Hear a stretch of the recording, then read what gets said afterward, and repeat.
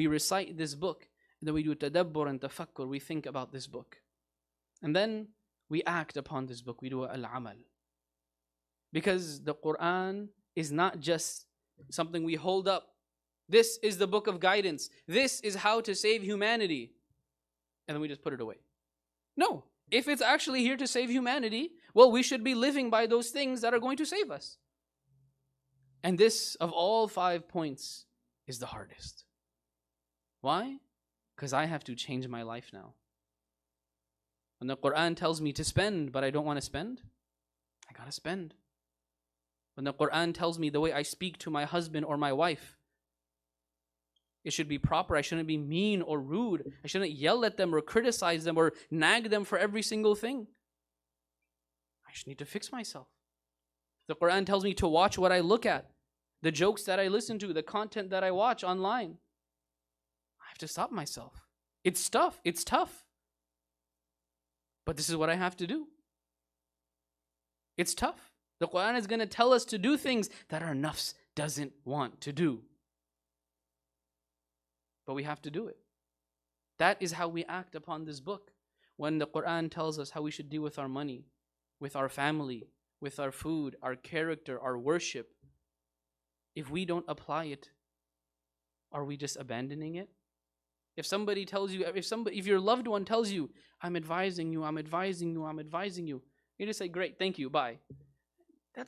No, do what they're telling you. Allah, He sent us this book so we live by it.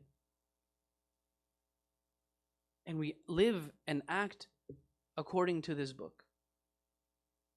And then the last point is that we preach and we teach and we spread this book. And that doesn't mean every single one here is going to have their own YouTube channel and, have a 1-hour class on the Quran every single day, or gonna, giving a lecture here. But whatever we learn, whatever way we benefit, however we can help spread the message of the Quran, we do so. For a child to listen to a khatira here in the evening and go home and tell, hey, grandpa, or tell their neighbor, this is what I heard at the masjid about the Quran. This was a beautiful thing I learned about this prophet in the Quran. This was a beautiful thing I learned, that all of creation do tasbih of Allah even though we don't understand. Talk about it. If I love the Quran so much, I want everybody else to love the Quran. If I love this book from the bottom of my heart, I want it to be something that everybody else loves. And if we can't do that, then let's help places. Let's give money to places that are going to teach the Quran, like here. Give money, support, and help places that are going to teach the Quran. Not recitation, yes, and also the meaning, and also the tafsir, and also living by this book. These are ways that we build our relationship and we connect with the Quran. These are ways that we don't abandon this book. These are ways that we show our love, our attachment, and our connection to the Quran.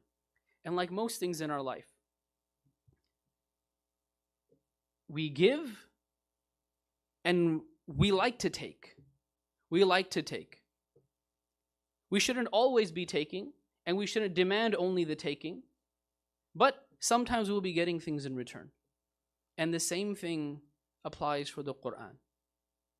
Because how many things did the Prophet ﷺ say about somebody that recites the Quran? The people of the Quran, if you recite Baqarah and Ali Imran, it's going to come to you to intercede for you on the Day of Judgment.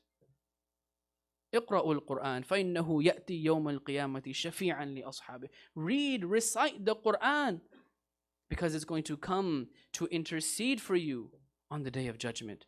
اقرأ وارتقي ورتل كما كنت ترتل في الدنيا.